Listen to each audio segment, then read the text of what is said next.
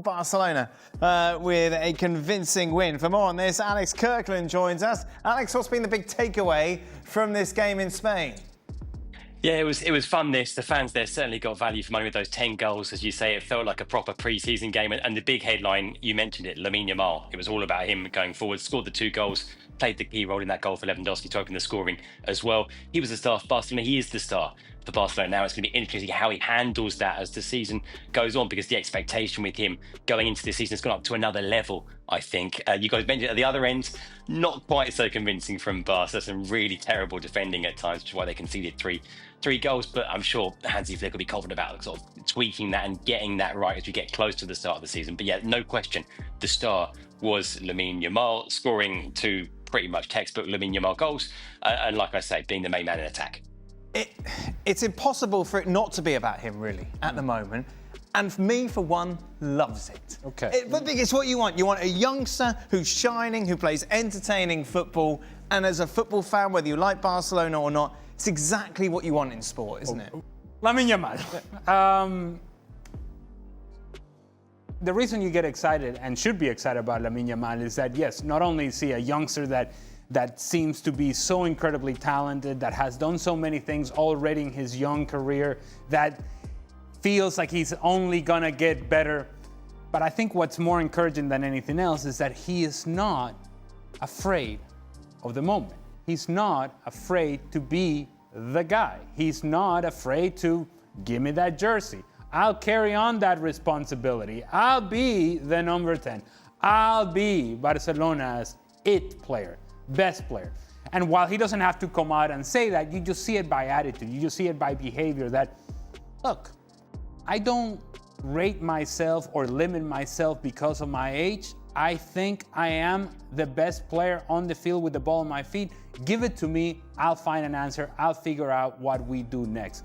It doesn't have to be with arrogance. It doesn't have to be with look at me sort of attitude. It's far more about his productivity, the way he reads the game, the way he carries himself.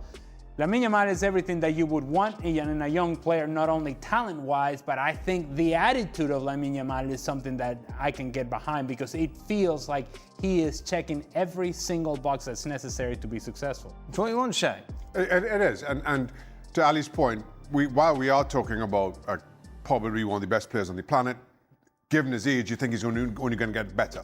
And that in itself is exciting. And then it might be an overworked cliche, but you see it time and time again. Lamine Yamal continues to play this game like he's on the playground. And even though, okay, again, he's 18, we are talking about a player who maybe with now a couple of full seasons under his belt, maybe maturing, there's still just that fun element about his game that I think everybody thoroughly enjoys. What about those people who go, oh, look at those stats. Doesn't even score every other game. Doesn't even have a goal contribution. Well, those people don't know what they're talking about, because they don't know how, or they don't recognize how much he impacts Barcelona. And the best evidence of that is last season, where Barcelona were flying with Lamine Yamal. He got injured, and then Barcelona began to struggle and struggle dramatically, certainly in the attacking half. During that time, Barcelona were unable to score goals at the same rate that they were when Lamine Yamal was on the field, and it's not a coincidence.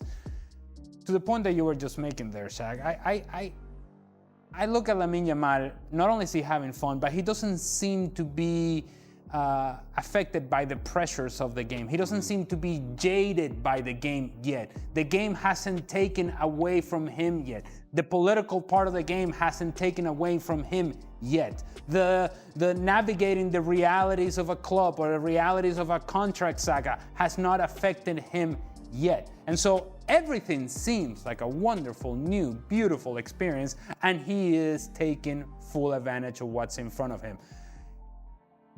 As his career goes by and things get a little bit more political and things get a little bit more tense with contract negotiation and people pull in all sorts of different directions, and the people around him sort of start getting in his ear about certain things, go this way, go that way, you're more important than this player, you're more important than that player, things tend to get a little bit more complicated. And as he matures, grows up, life gets complicated. It's just the way that things work out. But as of right now, for him, it's very simple about, I show up on the training field, I do my very best and I enjoy it. I show up on the playing field, I do my very best and I do what my team needs me to do and I enjoy it and have a smile while I'm doing it.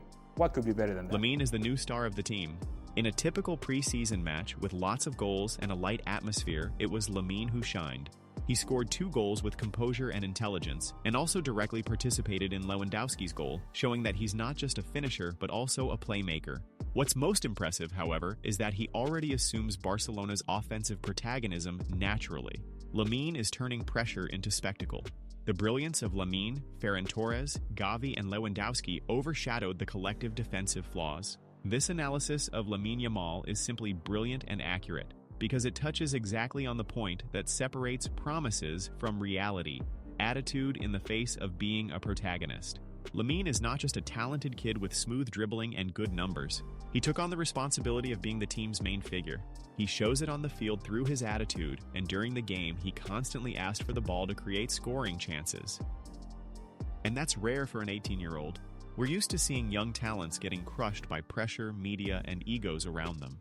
But Lamine, at 17, 18 years old, steps onto the field with the calm of a veteran and the joy of a boy who just wants to play ball. That's magical. He plays with a smile and reminds us of Neymar. The question is no longer will Lamine succeed, but rather, what could possibly stop this kid? Today, he's already one of the best in the world at his age. Lamine Yamal is one of those generational talents who justify the ticket, the hype, and the future of the club.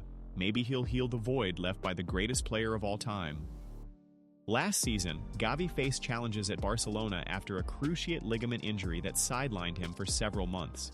Upon his return, he had a more limited role due to the competition in midfield under Hansi Flick. Now, with the new season starting, the 19-year-old wants to regain his place as a starter and prove his worth during preseason. In an interview from South Korea, where the team is currently located, Gavi spoke about his physical condition, his ambition to become captain, and even sent a warning to Real Madrid. Yes, the truth is, we're doing very well and need to keep it up. In the end, this tour is helping us prepare for the season, and we're doing very well. I'm feeling better and better. I was already in great shape at the end of last season, and this season, I hope to give my best for the team. That's what I want. On the competition for midfield spots at Barcelona, Gavi noted, "We have some of the best midfielders in the world. I can play in various positions, and I think that says a lot about me. I'm a very complete player." The competition is very tough, and there are some very good players. The coach will decide, but of course it will be hard to be a starter because the level is high. Recently, Flick tested him in a deeper role in midfield, as a pivot, which Gavi liked. In this system, I enjoy playing deeper because I touch the ball more and feel more like a protagonist, and that's something important to me. Whether it's as a 6 or an 8, the truth is, I love playing both positions.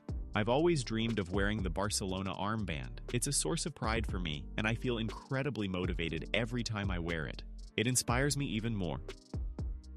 If I'm not one of the captains this season, it's normal. Even though I've been in the first team for several years, I'm still young and need to learn from the veterans. That will come when the time is right. Gavi then praised Lamine Yamal, backing him for the Ballon d'Or, saying, "I hope he wins it. If he doesn't win it this year, he's 18 and still very young." Just being among the favorites is something unique. I'm happy with what he's doing with us. He's an incredible player. He's improving every day. He's amazing in training. He needs to keep it up with that mentality, and I'm sure that if he doesn't win the Ballon d'Or this year, he'll win many in the future. Gavi also took a shot at Real Madrid during the interview when asked if the Merengues' heavy spending this summer was due to their concern after losing all 4 El Clasico matches last season. Of course they're worried. It was 4 wins in 4 matches, and that's never happened before. And it's understandable they're worried. In the end, we were spectacular last season, and they didn't win anything. This year, they've reinforced with some very good players, to be honest. But let's see what they do this season. They have a great team, but we have to be ourselves, and that's it. Outlining Barcelona's goal for the season, Gavi said, "In the end, everyone remembers the Champions League. It's the most important trophy, and I hope we can reach the final. I'm certain and confident that my team will give everything to be there and bring us the Champions League title that Catalans are longing for.